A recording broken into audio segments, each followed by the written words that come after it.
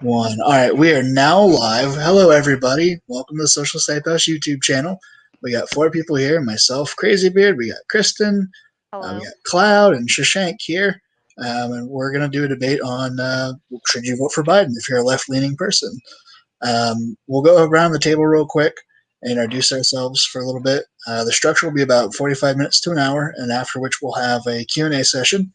So while we'll probably be ignoring the chat until then, definitely save your questions till the end. So starting off the introductions, I am Crazybeard71 on TikTok. I'm usually the guy that's shouting about Stalin being the best, at least recently. Kristen, do you want to? Yeah, so my name's Kristen. My ad's Krxxtxn on TikTok, and I just usually post on the Socialist Hype House. And I usually just call myself a socialist or a communist, and that's basically it. Okay, my name's Shahshaank. My ad is Shahshaank Videos on TikTok. I would say I'm one of the few legitimate Biden supporters on the platform, but I'm excited for this discussion. My name is Cloud_Huck. I'm a little bit more smaller than the rest of them, and I am also one of the few legitimate Biden supporters. All righty. Well, we're going to go ahead and let you guys start off. So if you guys have an opening statement, go ahead. Cloud, you can go. Okay, so basically the reason why I support Biden over Bernie is because I understand Bernie is very progressive, and he's very aggressive when it comes to his socialist policies. And I just don't think in a country as big as America, and a country that's already in so much debt and with a budget deficit that's massive, we can afford to have such crazy programs that are expensive, like universal health care and his housing proposal. And in terms of specifically Biden versus Trump, because that's what the election is going to be at this point, since he's officially the nominee, I just think that this particular election is so monumental, especially with the Supreme Court, climate change, all those things being at risk. And if Trump is elected for another 4 years, even progressives who may heavily dislike Biden, even in the future for the next few decades, if we have a massive Republican majority in the Supreme Court, progressive will not be able to get things done anyway. And if you actually believe in the progressive movement and believe in helping these people and what you want to do, even in the long run, there's a big difference between having a Biden presidency for the next 4 years and having a Trump presidency for the next 4 years. But yeah. Okay, well, we wrote a opening statement. I'll go ahead and start with that. We believe that voting for Biden only serves to perpetuate the two-party system. If the DNC wants my vote, they have to fight for it. And the issue with the two-party system is that if I always vote for the lesser of two evils, then they only have to be slightly better than the other guy. We actually believe in voting for Howie Hawkins because voting for Howie Hawkins this year is a statement. Voting for Howie says, no, I will not vote against anyone, but rather who I believe is best. By voting for Biden, you are permitting the two-party system to continue, permitting the perpetuation of a two-party system that is unsuitable for promoting and propelling change. And as people on the left, change is very much the blood of what we are. The rich will continue to get richer, the poor will continue to get poorer, the downtrodden and marginalized communities will stay marginalized. And as the great Jerry Garcia once said, choosing the lesser of two evils is still choosing evil. So yeah, that's what we pre-prepared there. To kind of, I guess, to set something straight here. In the past, I used to be a Bernie supporter, right? Now, I think I'd more argue for Howie Hawkins, exactly like what we were saying in the opening statement, right? Because the two-party system continues to give us one bad guy, one less bad guy. And that's not change. If I'm getting a little bit every year instead of getting this whole package that I need, we're never actually going to get any progress. You know what I mean? So I understand your sentiment, and I don't think that in this 45 minutes we're going to be able to convince you to like Biden or think that he's not evil. But I definitely think that, so I wouldn't advocate for vote blue no matter who in every single election, right? And I disagree with this whole premise that the DNC and Democrats create, where every election some really monumental thing and it's going to change the whole world.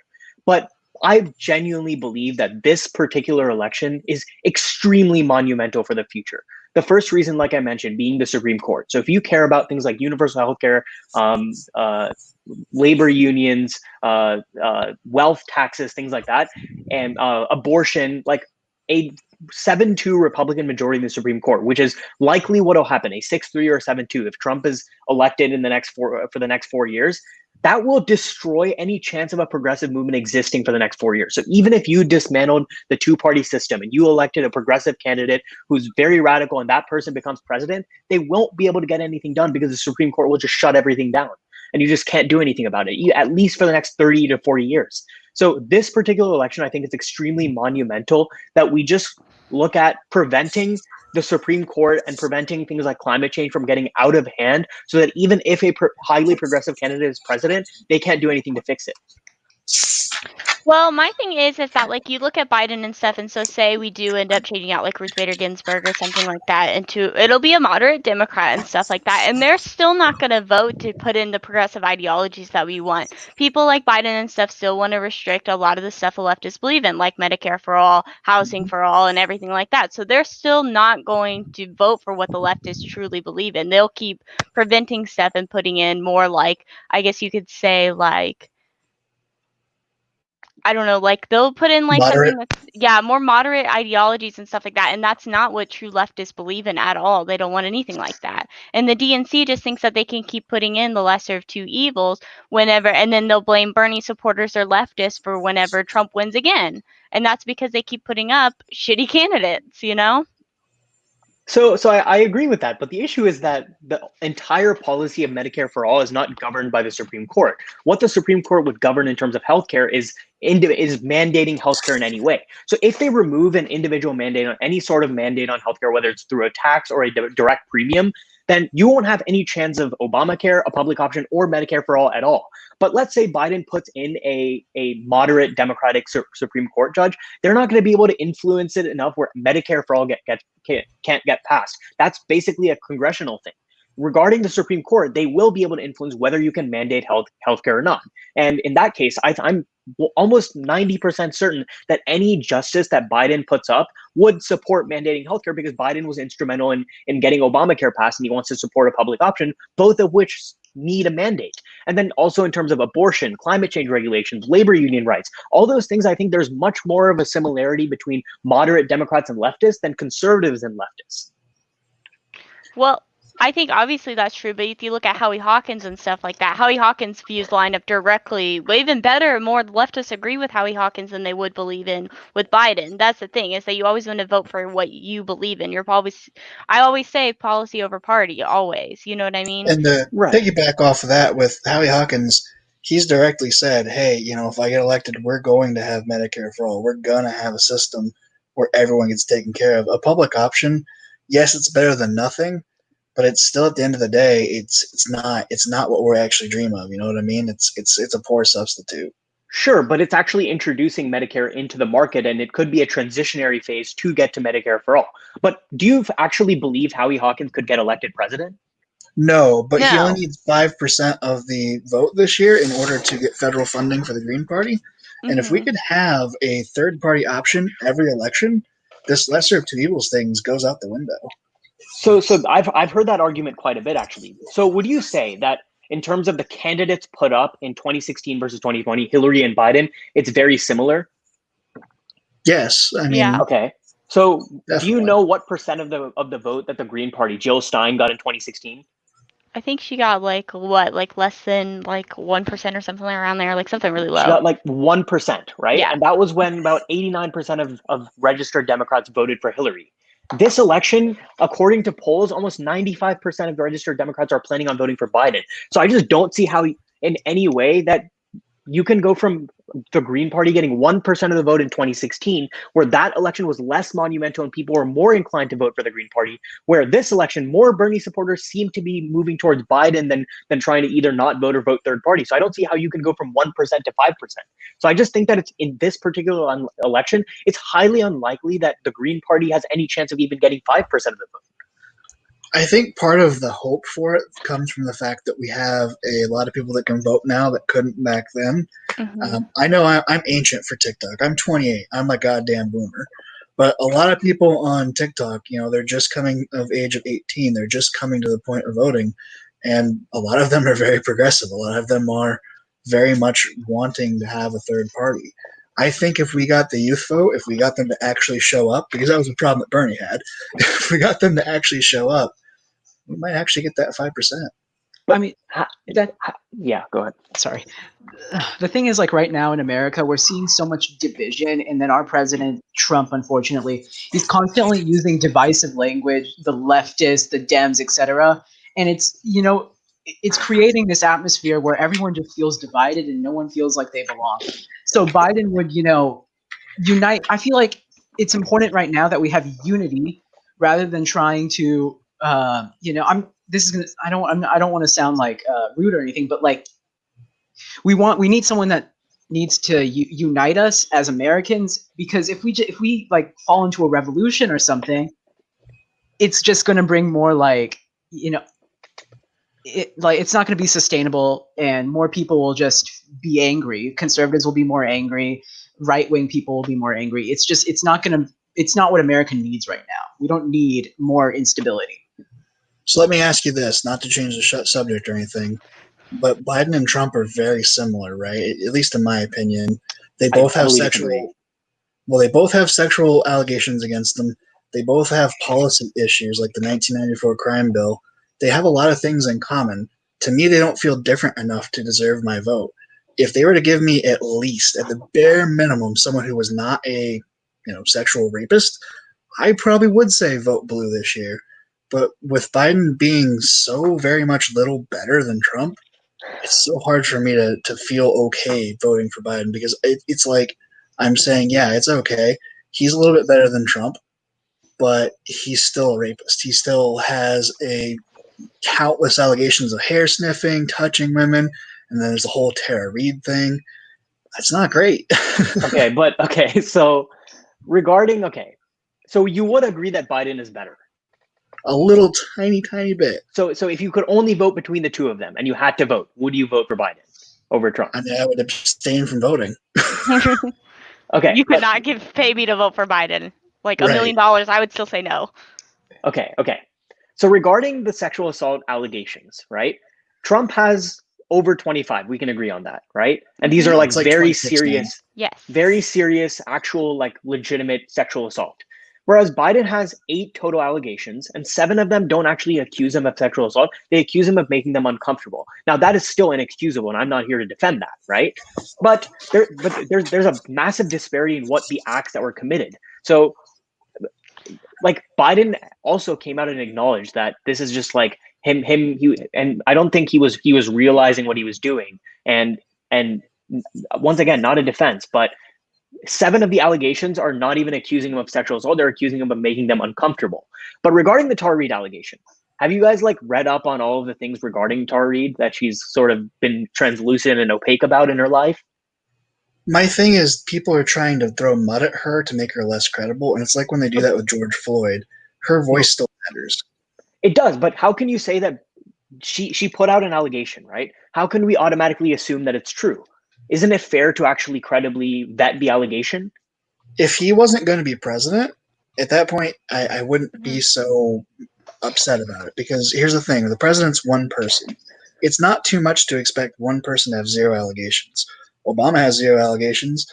Heck, Bush Jr. has 0 allegations. Why is 0 allegations so hard to obtain for the president? But the thing is, okay, personally, in my opinion, from the stuff that has come around about Tara Reid, it's incredibly difficult to believe her. Like, she's lied about, she was an expert witness in a trial and lied about her education.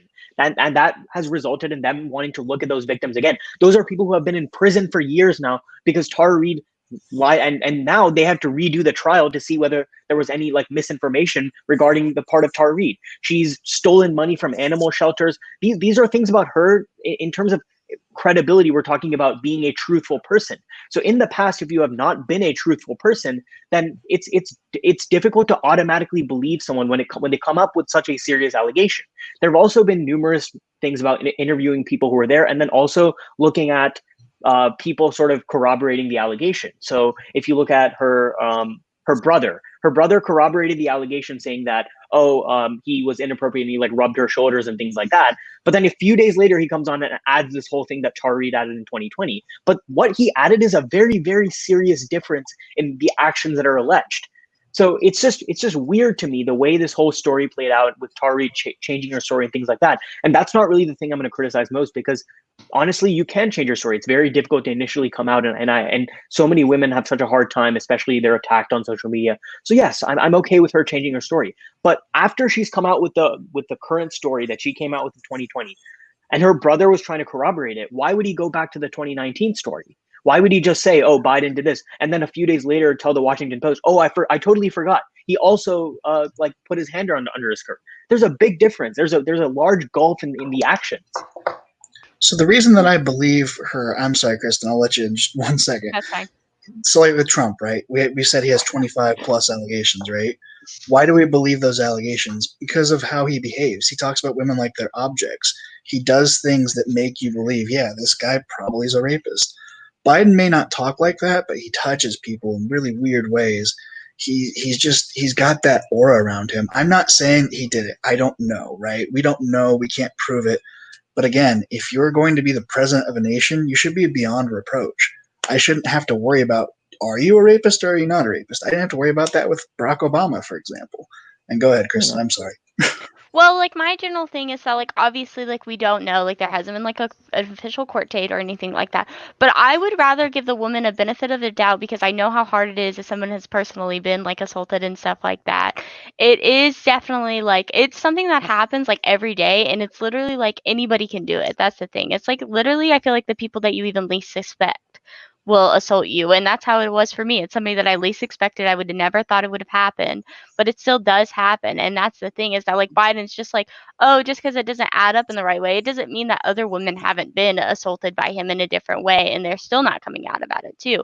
That's the thing. And especially like you can see, like, there's video, I'm sure you've seen the videos of him like touching little girls' hair and stuff like that, and even like the whole like thing where he was like, I like swimming in the pool with little kids and stuff like that to feel my leg hair and stuff like that. Like, that is definitely like, that's not something that a general person would say that isn't sort of like, you know, they have some sort of like definitely off with them in that sort of way. You know what I mean?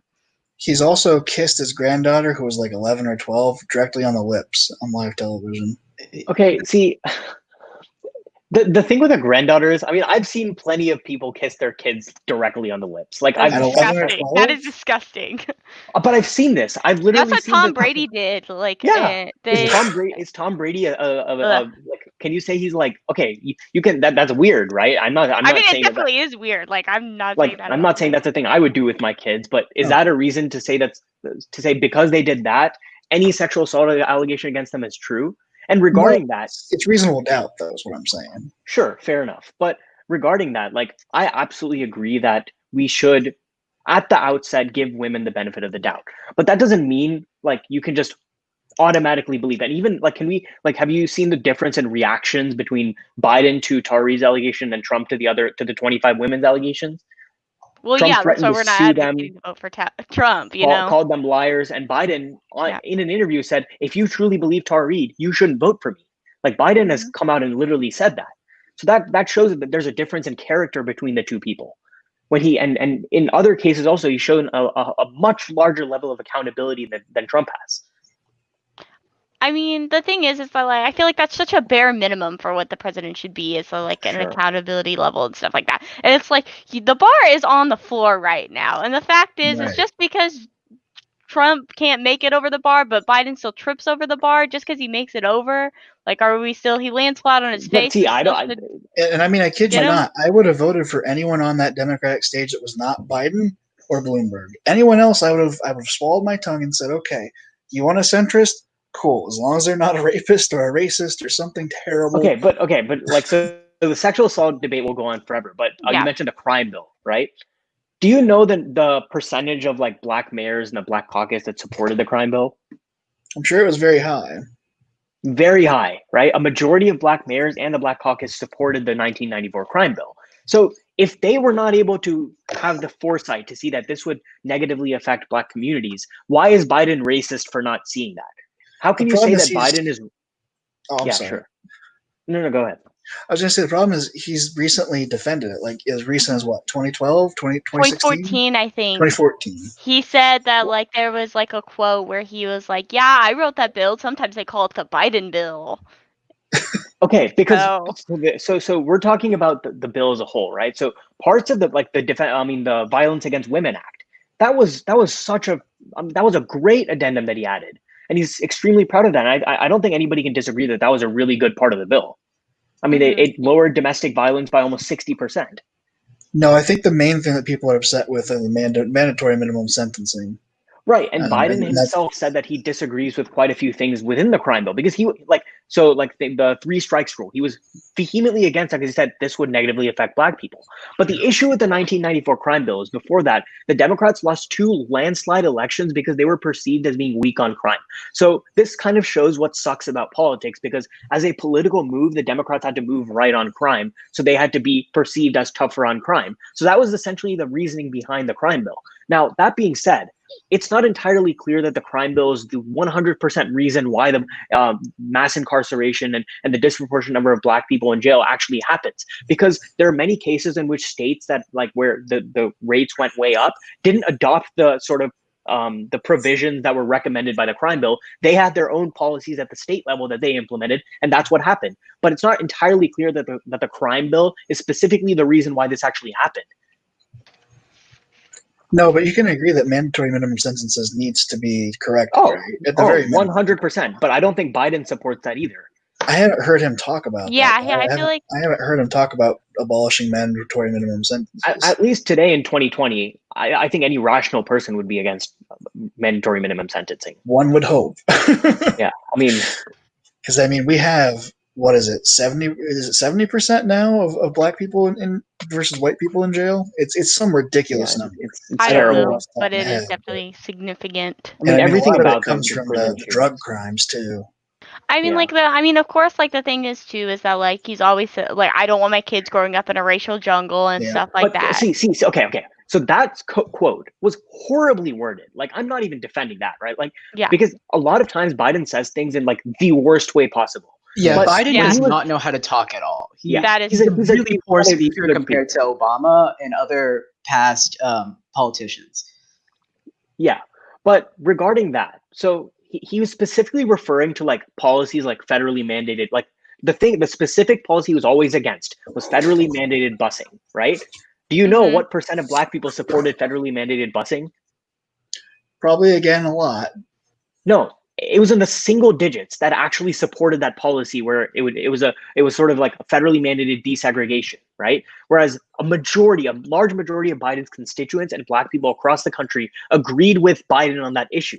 So the thing with federally mandated busing is it seems like this rosy idea where it's like desegregation overnight. But do you guys know the Little Rock Nine? Yes. That the country had to send federal troops to alleviate that situation. So if you had nationwide federally mandated busing, there would have been massive chaos. Kids would have had to be displaced from their communities, going to communities and like an hour away. And then you would also have had teachers losing their jobs, teachers having to relocate. I mean, there's a large amount of chaos. Like, I feel like it's similar to today's idea of school choice. Rather than just flip-flopping schools, why don't we like use infrastructure, equal housing, and actually improve Black communities? Because Biden has been fighting for housing equality for decades now.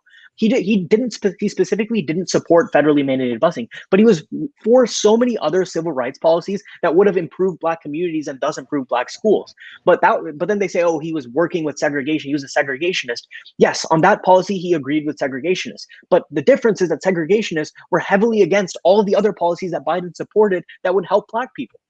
So let me ask you this, going back a little bit to us all agreeing that Biden can't talk, right? Sure. Isn't it a little bad to have a president that can't talk? Because that is one of their functions, right?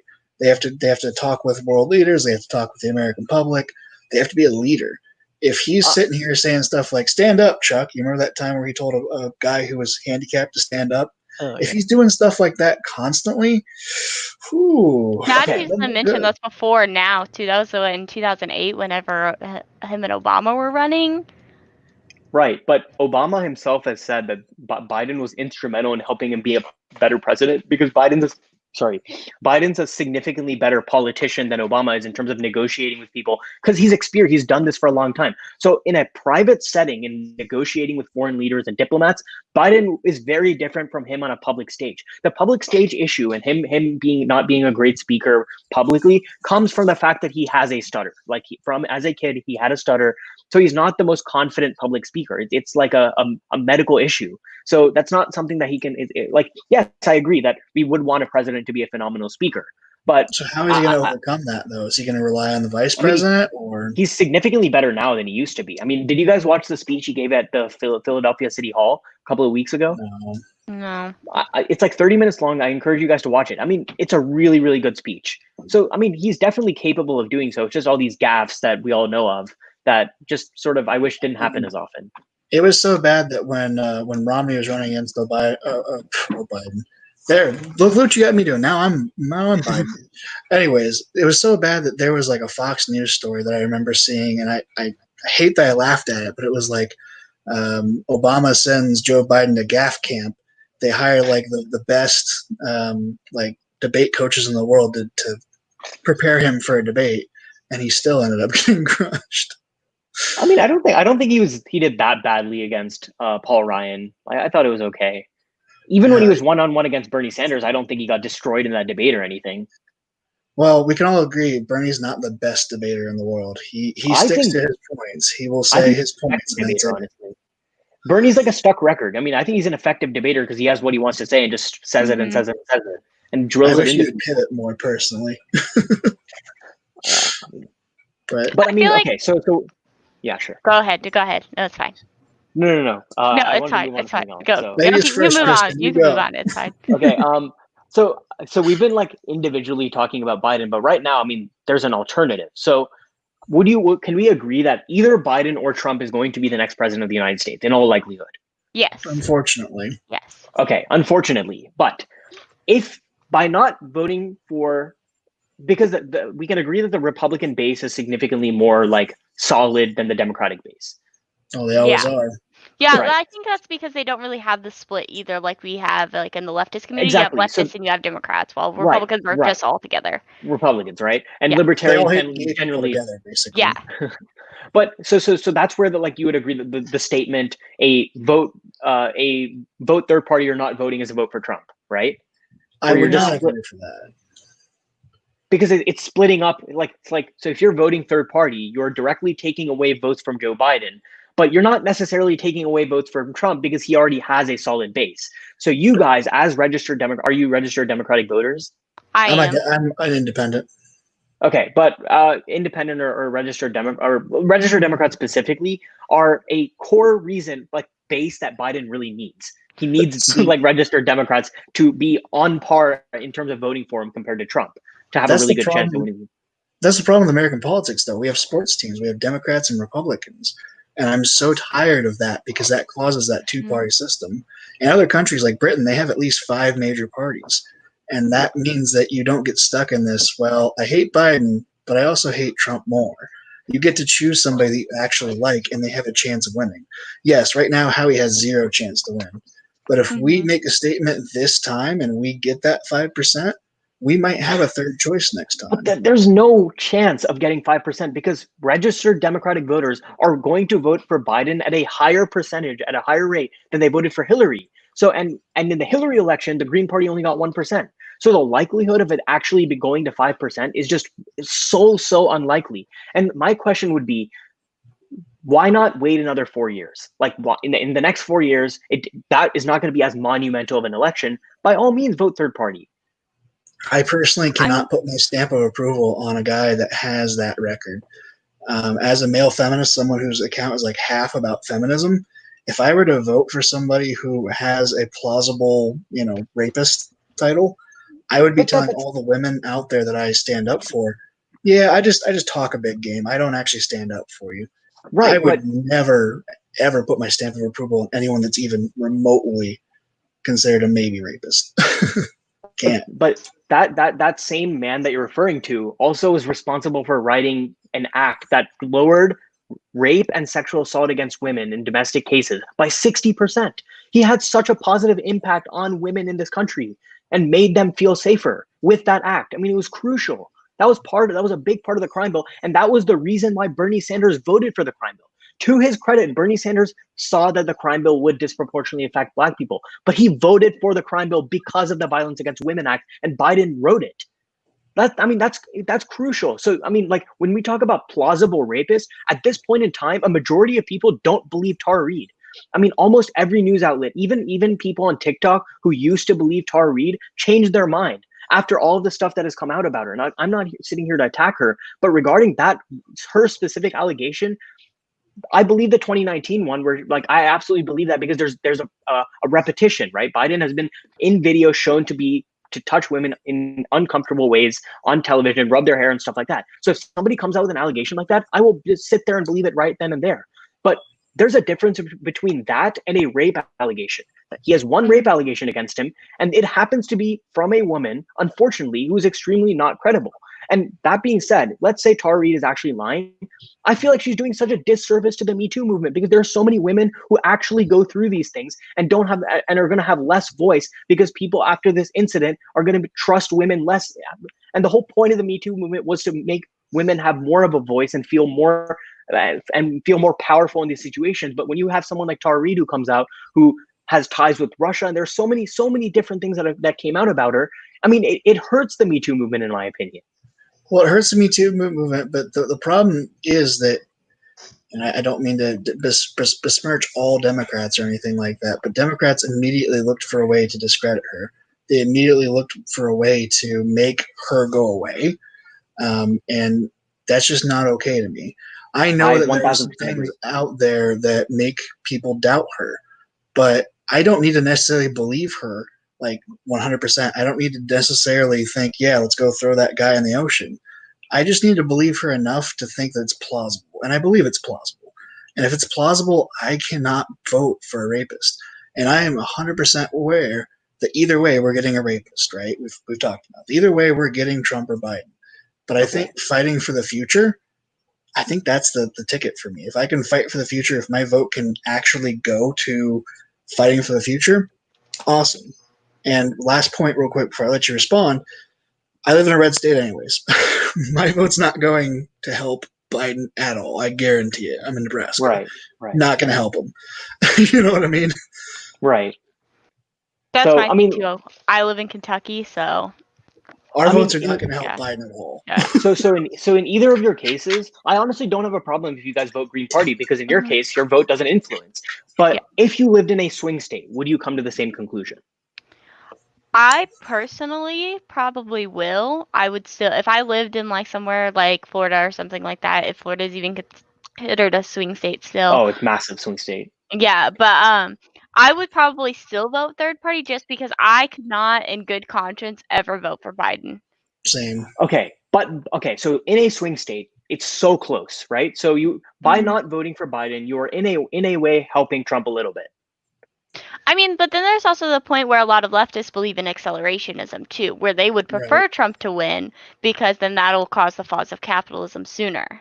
And Kristen talked me out of that. Up until a few weeks ago, I was actually considering it. Like, I was considering accelerationism like this.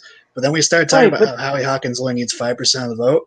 I'm willing to put my accelerationism on hold to go for Howie. But in terms of accelerationism, you are willing, right, for in the short term, for 20, 30 million people to lose health insurance, for climate change to get out of control, for women to lose access to abortions in many states. That means, like, if Trump is president in the next 4 years, really, really bad things can happen in the short term for people whose lives depend on this election. Luckily, like, I'm in a place where I'm privileged enough where the outcome of this election doesn't heavily impact my life that much, right? But there are people whose lives depend on this, the 20, 30 million people who got healthcare and got health insurance as a result of Obamacare, they'll be stripped of it if Trump repeals it. Those are people, and we all agree as Democrats and as people on the left that healthcare is a human right. And it results in people dying. Lack of healthcare results in people dying. Oh, sorry. No, go ahead. While we can agree on that, I don't believe Biden is strong enough to really prevent any of that. I think that he is so close to Trump in policy Because when Obama was looking when Obama was looking for a running mate, was it true or not true that he was looking for somebody that was more moderate so that he would appear like he wanted to work with the other side? Yes, but I think Obama himself is not a massive progressive. I think he's much more. Not. Yeah. But Biden, by that same token, is pretty moderate, wouldn't you say? Yes, but I generally align more with those views. But if you look at a spectrum, a moderate person to the left is closer to a leftist than a person who's mid to far right in Trump. And I can agree with that. We have that whole thing in our hype house too, right? Most of us are Authcoms, and then we have Stash. We still love Stash, but sorry, Stash, we love you. But if like I said, if it was Pete Buttigieg, I would vote for Pete Buttigieg because yes, he's a moderate. Yes, he took billionaire money, but at least he's someone that I have faith that will do something similar. When I think of Biden, the only thing that comes to my head is Blue Trump. But Biden and Pete Buttigieg have very similar policies. Like they both support a public option. They both support Roe v. Wade. They both support. I mean, I don't know about Pete, but I know Biden supports a $15 minimum wage. Now, even though I personally don't support a $15 minimum wage, I know that a lot of leftists support a $15 minimum wage. So these are things like that are way closer to what you guys believe than Trump, right? So I think there's a wealth of a difference in what Biden proposes and what Trump proposes. But like that's the thing too with like Howie and stuff like that is like Howie supports those things, not to mention he's like the father of the Green New Deal and stuff like that, which is what leftists actually believe in. Like everybody, if they believe in Bernie, they more than likely believe in like Howie's policies 100% because they're just like lined up in that way. Howie Hawkins himself has stated himself that he is an eco-socialist. You know what I mean? And that's what these leftists want. They want somebody that actually believes in what they believe in. He's also the co-founder of the Green Party. He's been fighting for a third option for how many years at this point? Yeah, it's been a very, very hard battle, and we may or may not make it this year. But I'm more than ready to have a third party. I'm more than ready to have a third option because we just get continuously screwed year after year. See, I have no issue with a third party. I'm okay with a third party forming. I don't necessarily believe in a full-on two-party system either because of exactly what you noted. But the issue is that this election, even if let's say that in a dream world, right? Okay, Trump gets elected this election, right? Even if Howie Hawkins or whoever you want to get elected from the Green Party was elected in 2024 or 2028 or 2032 or 2036 or 2040, they would not be able to get a single thing that you want done. So Howie Hawkins says people are going to have Medicare for all. If Trump is elected in the next 4 years and he repeals Obamacare and the Supreme Court is packed, the Supreme Court and lower courts are packed with Republican justices, it doesn't matter if Bernie Sanders or AOC or Howie Hawkins is in office as president, they will not be able to get Medicare for all passed. It just can't happen. You have to have at least a close to a balance or a Democratic majority in the Supreme Court. Otherwise, there's just no chance of it happening. It's impossible. So, I apologize to interrupt. So I agree with you that the Supreme Court is important. But the thing about that is we have more than one branch of government, right? Yes, the Supreme Court is super important, but there are ways to get around the Supreme Court. There are things that can still be done. You're probably going to have a much harder fight to do it. But like honestly, most leftists don't even believe in the Supreme Court. We kind of feel they're kind of like a new monarchy. You know what I mean? But they exist, and I agree that they don't have as much overarching influence, right? But regarding Medicare for all, it depends on the existence of a mandate because people have to pay certain taxes, right? It cannot get passed if they shoot that down. If the Supreme Court, the case is coming up, right? If they say that Obamacare is unconstitutional, the same reasons apply to Medicare for all. So the only way that you can ever get Medicare for all passed is if the Supreme Court does the decision again and changes it, and that the only way that'll happen is if they have a Democratic majority, or something close. That's the only way.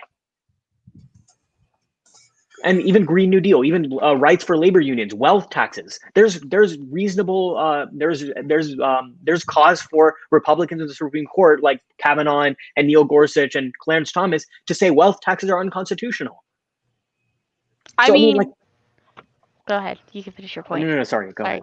Well, because like the thing is that like I know like at least with most of the leftists I know and like leftists and stuff, we currently don't even believe in the current governmental system that we have at all. Like in any type of way, the Supreme Court, Congress, no matter what, we don't believe in it at all. The presidency, we hate it all, and we want to rid the entire country of it all. And that's the thing.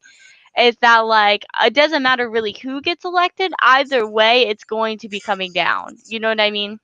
I mean, you know we're socialists, right? Like most Yes. of us would believe that revolution is more pragmatic than reform. Yeah. So even the fact that Sure. we're willing to vote for Howie Hawkins, that's a sacrifice in our books. Yeah. So We're trying to come more in order centered to you have guys. that, in order to have that revolution, in order to dismantle the system, you have to work through the system. There's no way to dismantle government without passing something through government. How else will it happen? Yeah, So that's a revolution. So you want people to literally just riot? Like, what do you want to Yeah. How do you expect it to happen? I mean, like, that's the thing is that, like, with previous revolutions and stuff like that, it's groups of minorities and stuff that do the planning and everything like that. They'll plan a giant revolution destroying the entirety of, like, what they believe in. That's the thing is that, like, that's obviously not going to happen overnight. That's the thing is that, like, but people currently are in plans to do this. Like, look at, like, with everything happening in the United States, The people are autonomous tired of zones, it. for example. Yeah, look at the autonomous zones. Those But are going to. that's a core belief of socialism, right? We believe that capitalism begets socialism, and it begets socialism by exploiting us. The material conditions eventually get to a point where a revolution has to happen. And the founding fathers aren't all that different than us, honestly. They overthrew Britain because they became to a point where they were oppressed so much. I mean, I'm not disputing that the current two-party system is very capitalist, right? We don't have, I mean, the Democratic and Republican parties, neither of them are socialists in any way. Mm-hmm. But the issue is, if we look at the narrow scheme of things, people's lives really, I mean, like as a revolutionist, you guys believe in socialism, so you genuinely care about people in the working class. You care about people in lower income neighborhoods, care about people working minimum wage, having to work two jobs to provide for their kids, people who need access to an abortion. Those things are going to be stripped away in the next 4 years if Trump is president. I mean, like, nothing will change about their wages. That's not, like, we can agree that that's not going to work, right?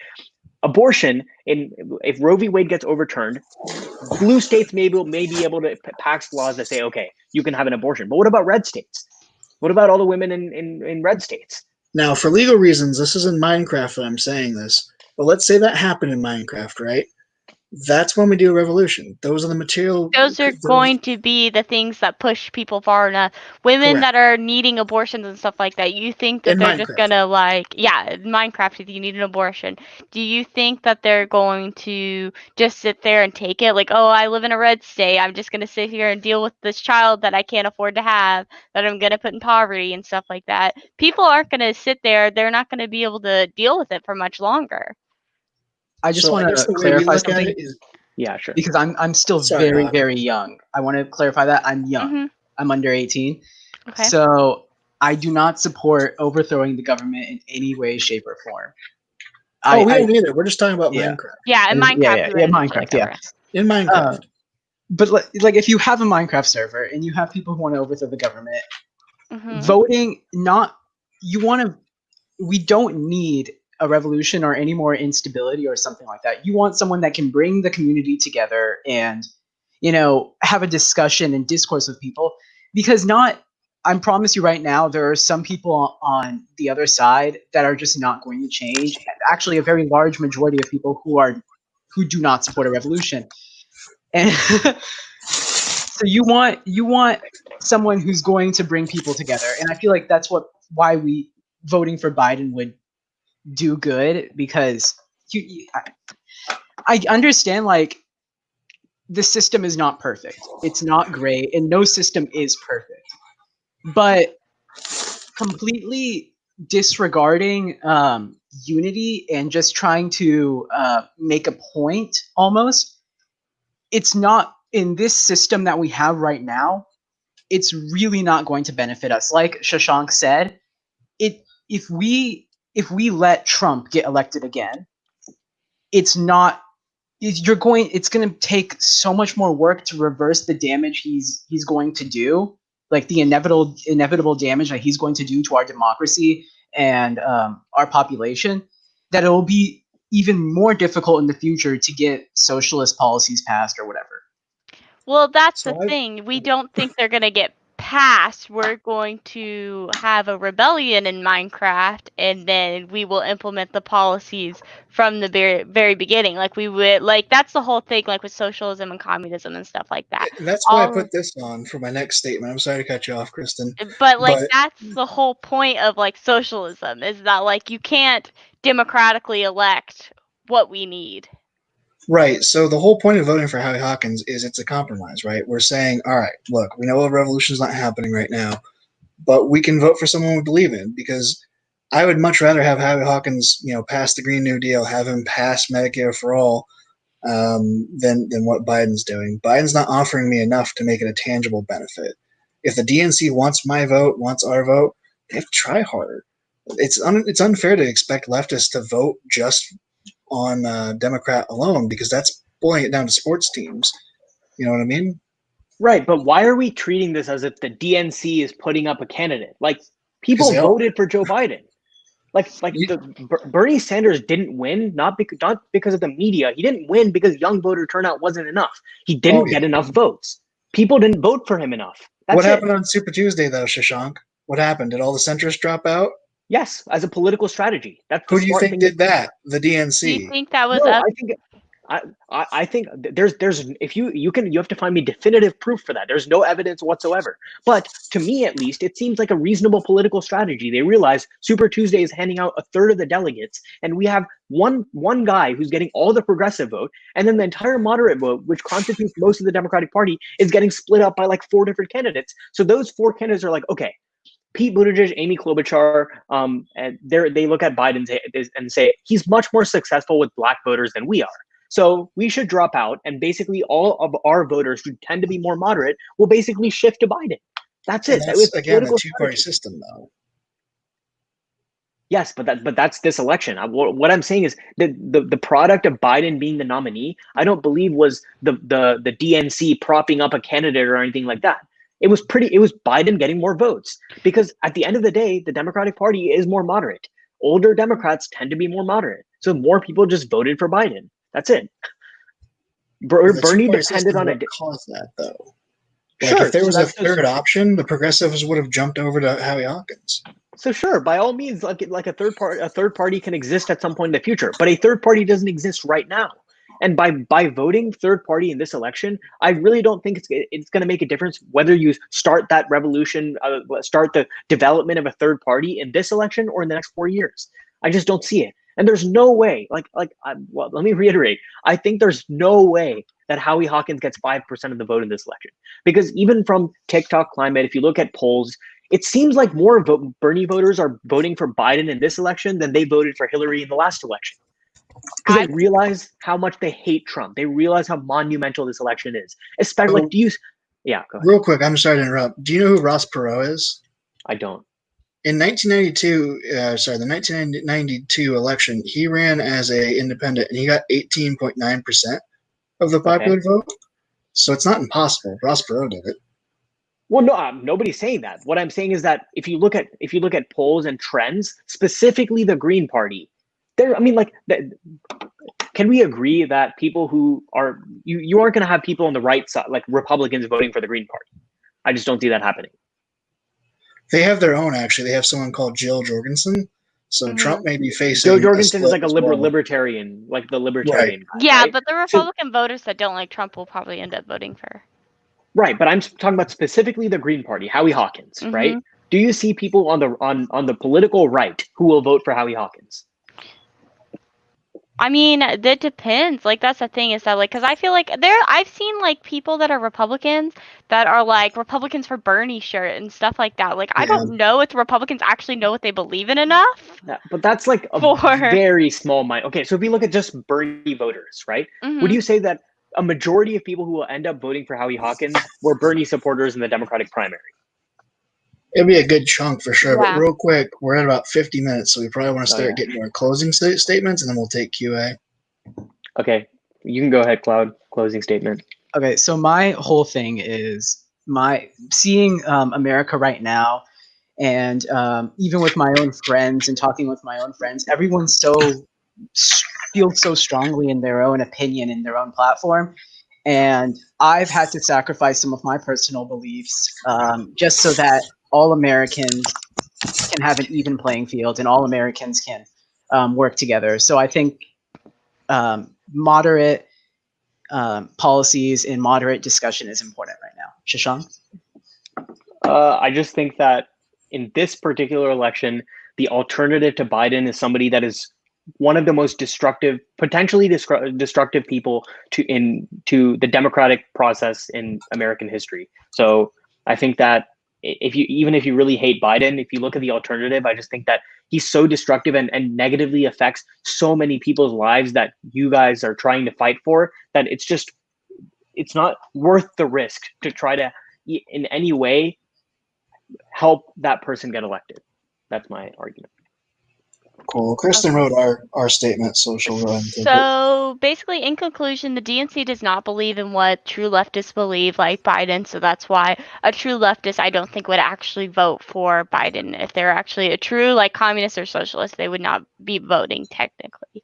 But Howie Hawkins is what the left wants if they had to vote, and his policies align the closest with Bernie's, which is what like basically splits the vote of the Democratic vote and stuff like that.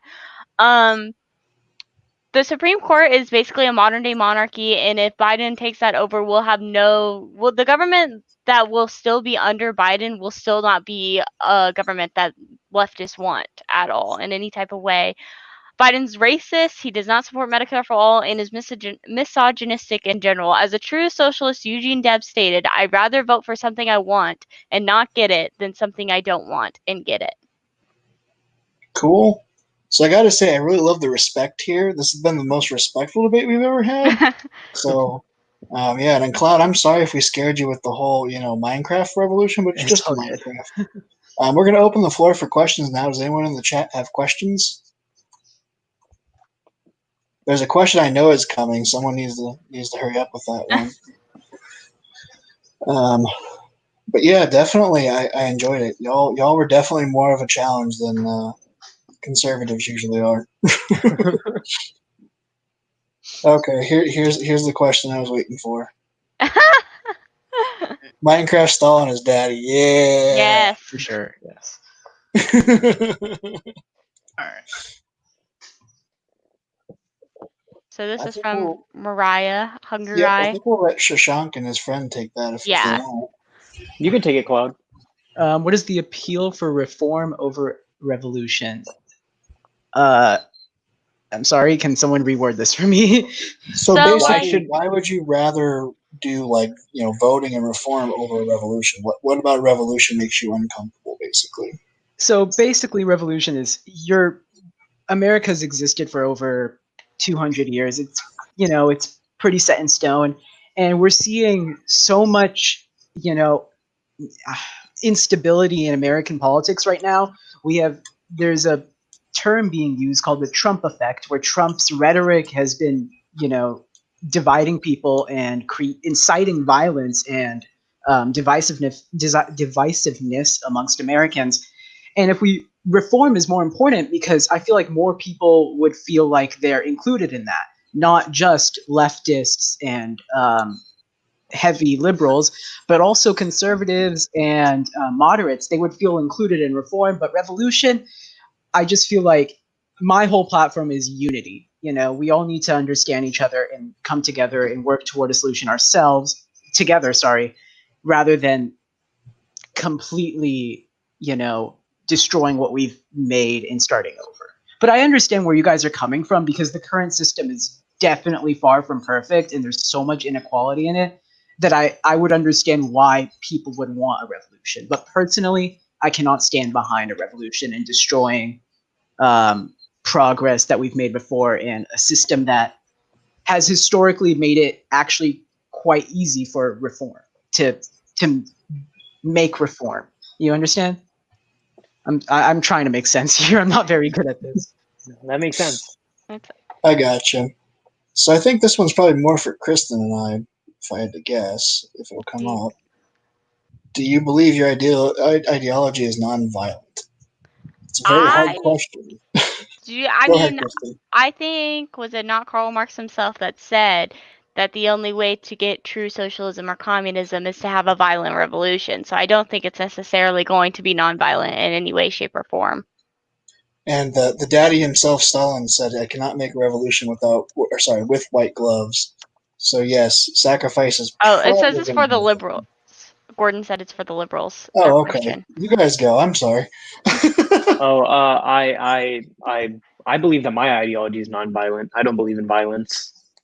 I do not believe in violence at all, and I believe that through discourse and positive discussion, and again unity, we can create solutions that everyone feels included in. Let me play devil's advocate for a moment. So we talked about the American Revolution, right? Was there a way that they could have done things nonviolently? So you look at the British Empire. I'm a big history buff personally. The British Empire controlled most of the world, and basically Definitely. raped Africa and parts of Asia. You look at the Commonwealth nations, Canada, Australia, and they overthrew British rule through diplomacy and working through that. But then you also look at places like India and America, and that wasn't exactly peaceful. There were riots in India, and there was a whole war in America. So it honestly just I don't think revolution can be violent or non-violent. It's what you make of it. Okay. Yeah. Well, let's move over to Mariah here. She asked another good one. Wow, gosh. What economic theory is preferred or ideal in the moderate Democrat Party? I believe in a form of regulated capitalism. So you'd say a hybrid economy. Yes, because I think that there are a lot of pros to capitalism that we should preserve, but there are also negative things that leftists cite that they're absolutely right about that regulate. I believe that the government can put things down and sort of fix. So I believe in Keynesian economics, if that's like the best sort of way to put it. And do you read theory? Have you read anything by Adam Smith or anything like that? Or Okay, yeah, but Adam Smith is the original hardcore capitalist. So right, I'm just He's asking. more tolerable than most capitalists, though. So there's that. In our hype house, one of the things I think that makes us a little bit more knowledgeable than some is we do read theory together, right? right, So I was right. just curious if you read at all. Yeah. We'll answer this just because they keep spamming it, but I think I know what the answer is. What are your guys' thoughts on the N-word? I think all of us have very similar views here. We do not support the N-word. Completely unneeded. I mean, my thing is, as a white person, I don't think I have any control over who says it or who doesn't say it, but I don't believe any person that's not a black person should be saying it. Yup. I don't even know why it's a question, because, I mean, come on. I had mentioned it before. These guys are not conservatives. They're not pro-Trump, trust me. Me and Shahshaank are both South Asian, and unfortunately a big problem in the South Asian American community is people saying the N-word. It's unfortunate. Is it really? Ooh. Yeah, a lot of Indian guys say the N-word. It's a very I common know in thing. the Hispanic community, a lot of people say it too. I feel like people feel like the more melanin, the more you're right to say the N-word for some reason. I don't see. I don't have any African DNA in me, but I think because of Haitian slave revolts and the Caribbean and stuff like that, I feel like most Hispanics have a little bit of African American, not African American, but African in them. So maybe they have somewhat. I feel like if you have even 25%, you really shouldn't be saying it. You know what I mean? Unless you're actually somebody that's lived in that community and stuff like that. Yeah. You know what I mean? I don't think it's our place to talk about it because none of us are African American. Right. Yeah. And even so my niece and nephew are both mixed, and they get a lot of crap for saying it. So it's a very tricky subject. For sure. But I feel like we'd answer it because I think we all kind of agree that no, you shouldn't say that if you're not African American. Yeah. Mm-hmm. Yes. What else do we have here? Somebody asked something about Biden wanting to restrict abortion above. Oh yeah, that was way in the beginning. Yeah. I think Jay Bozeman asked that. Did you have a thought on that you wanted to? Yeah. I looked at it. I was like, I want to answer this. Let me see if I can get this to go away. Okay, go ahead. Answer. I can't find the original one, so just go ahead. Okay, and answer. so I think that you're talking about the Hyde Amendment, and regarding Biden's view on abortion, I'm pretty sure that he believes that his personal view is that he is pro-life, but at a governmental level, Biden has always been pro-choice, and like he supports Roe v. Wade and things like that.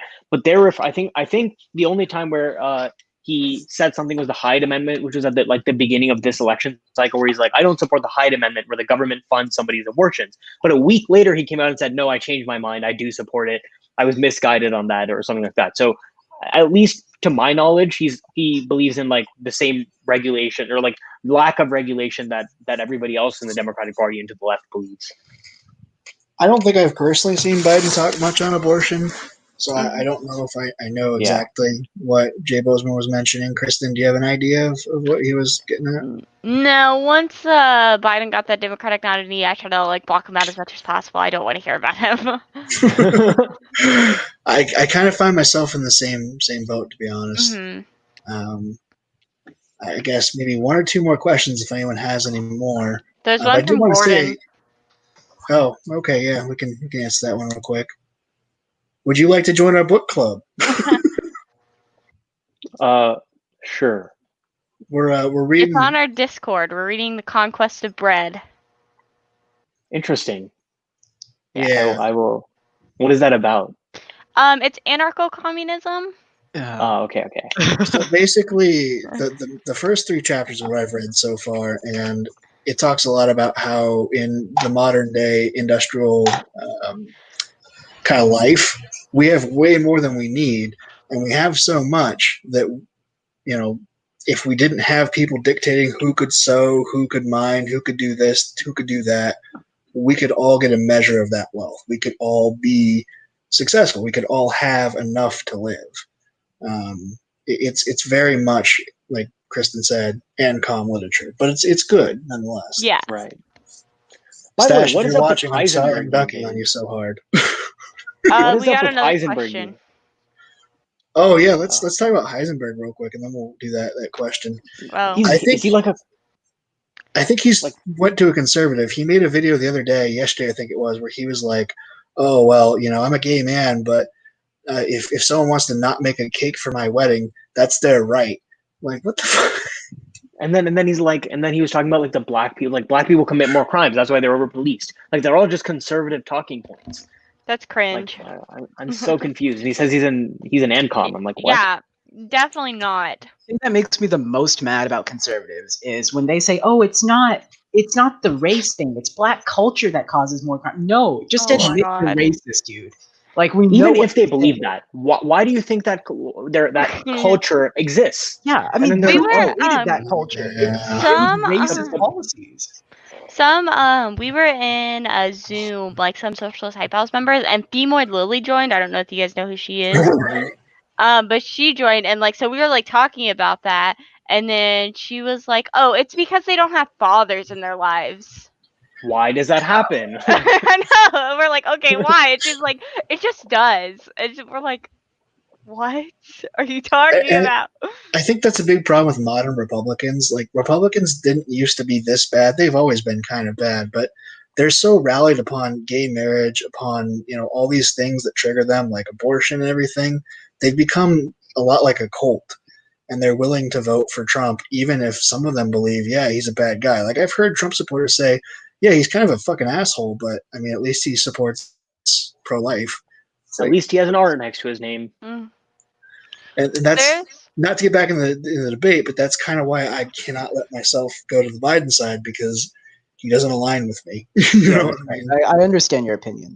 I respect that. And I think it's important that we all have these types of discourse and discussions, because if we don't have diverse opinions, nothing can get done. Oh, we had a question that Kristen wanted me to put up. Yeah, I think this is more for me and Crazybeard. So it's asking, why are socialists thinking and voting for the Green Party? I don't think it has anything really to do with tactical voting, but I think it's more of like I feel like a lot of even leftists and socialists and stuff like that still understand that there is an important, as being an American, it's one of your biggest things that you get to vote. You know what I mean? It's like one of the biggest things that, like, as an American, like, you get to vote. You're voting for who your president is. That's like a big, I think even like with like schools and stuff like that, you learn that like being able to vote is like your big thing, and that's the thing. And that's why, at least, like, obviously most of us don't believe that voting for Howie or even voting for Biden will really change anything that we believe in to what like the government should be in any type of way. So like the thing is that like we're just voting to show that like even Republicans and Democrats, I feel like it just shows that like we're not sitting for either of this anymore. So you And can either also- change it or we're going to do the latter. In Minecraft. In Minecraft, yes. But I mean, the thing for me, the reason I still vote, the reason I still participate, is that I acknowledge that we don't live in post-bread book society. We don't live in post-state and revolution society. We don't live in those societies. If we did, thank God, but we don't. So before we have our Minecraft revolution, I still want to try and do what I can within the system. I don't necessarily believe that I'm going to be able to make a significant enough change, but if I were just to sit there and let things continue and not try to do anything, I would feel a lot worse, I think. But I think one last question and we'll go here. I just wanted to show this one to Kristen. Do we need a mod? We definitely need a mod for next time, so Shade, hit us up, tell us how to do that for next time. Yeah. Shade is Patrix Dueler. Well, he put it in Discord too, so I thought that was also Shade. But anyways, yeah.